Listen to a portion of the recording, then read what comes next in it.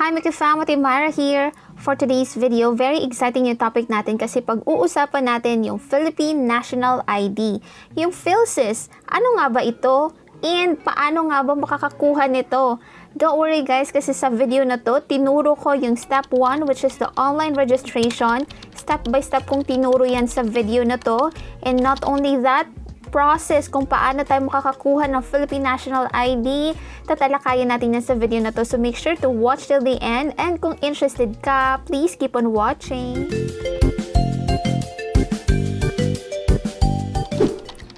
So guys, as per Wikipedia, the Philippine Identification System ID or the Philippine Identification Card is the official national identity card for Filipino citizens worldwide and foreign permanent residents in the Philippines.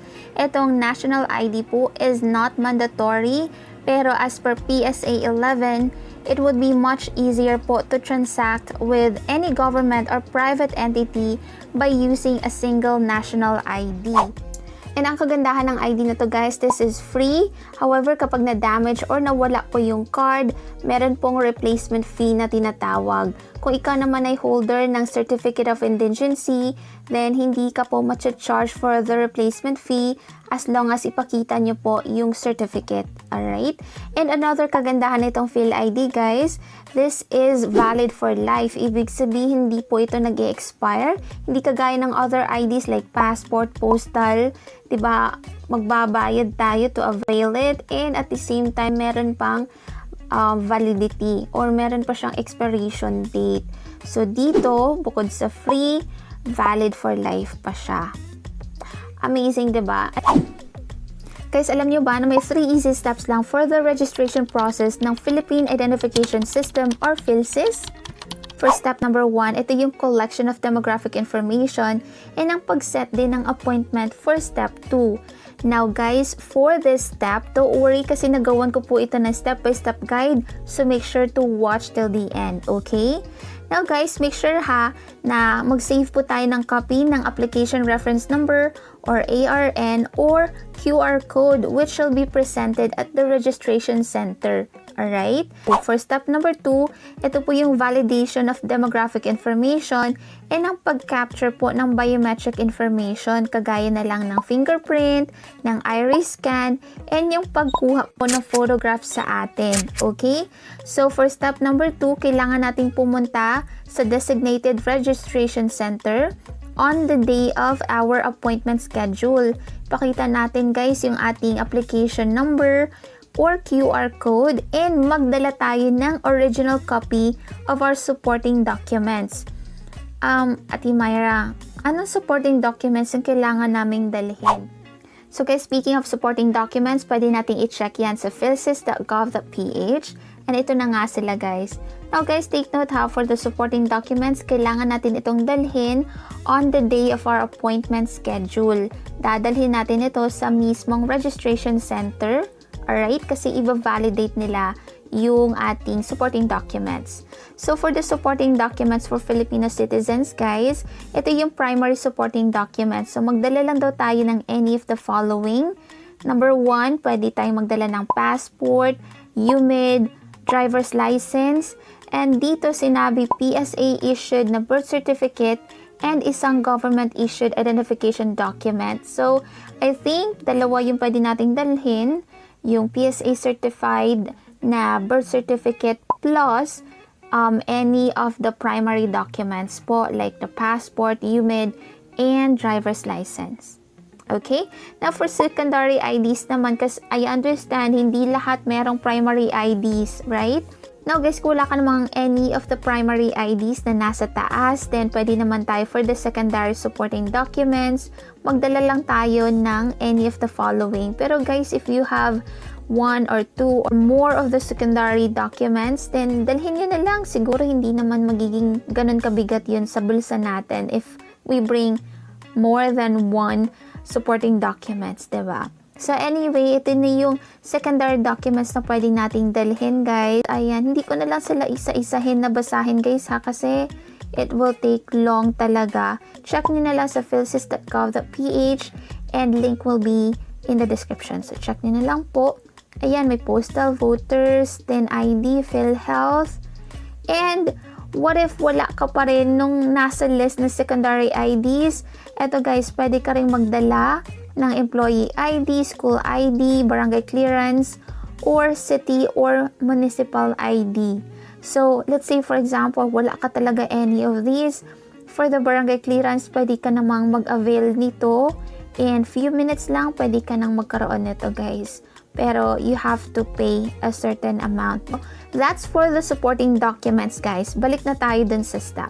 And lastly, for step 3, ito na yung very exciting of all. Syempre yung pag-issue ng PHYLSIS number or PSN and PhilID.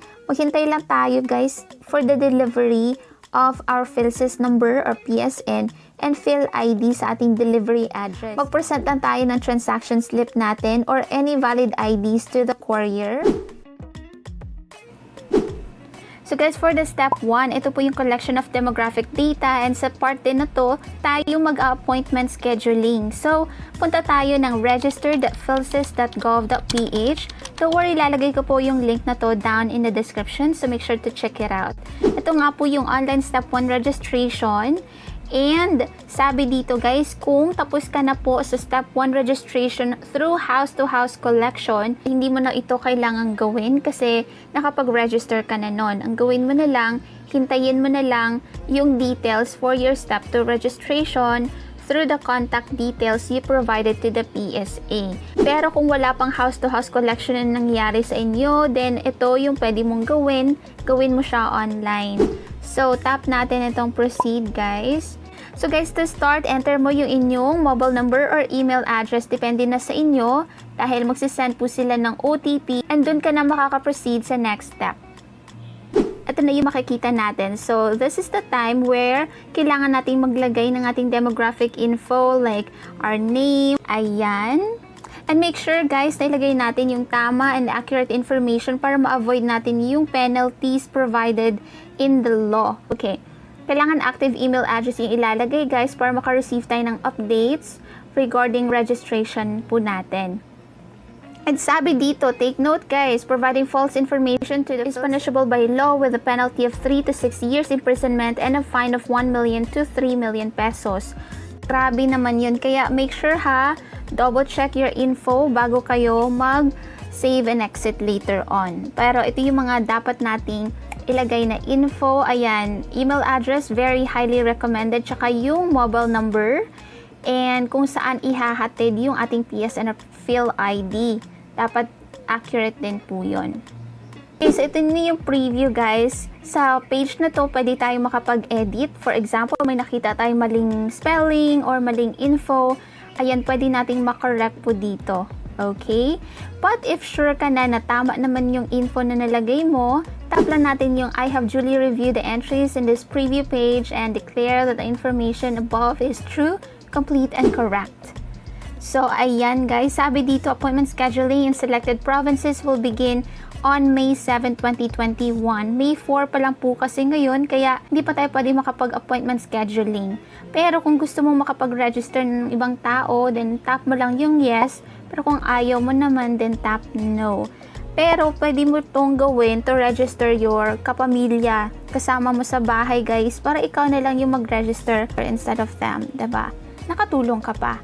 Now, after guys, kapag na-register mo na yung mga dapat mong i-register, and ito na yun guys, may application. Sa dalawa yun na-register ko, meron tayong application ID na makikita dyan. I believe that's an important info para later on kung pwede na tayong makapag-schedule ng appointment. Ayan, yan yung ilalagay nating info. But, wala pa guys, hindi pa natin magagawa yan as of now kasi nga May 7 pa yung appointment scheduling. But don't worry, update ko kayo and yeah, for sure, tuturo ko rin sa inyo yan kung paano.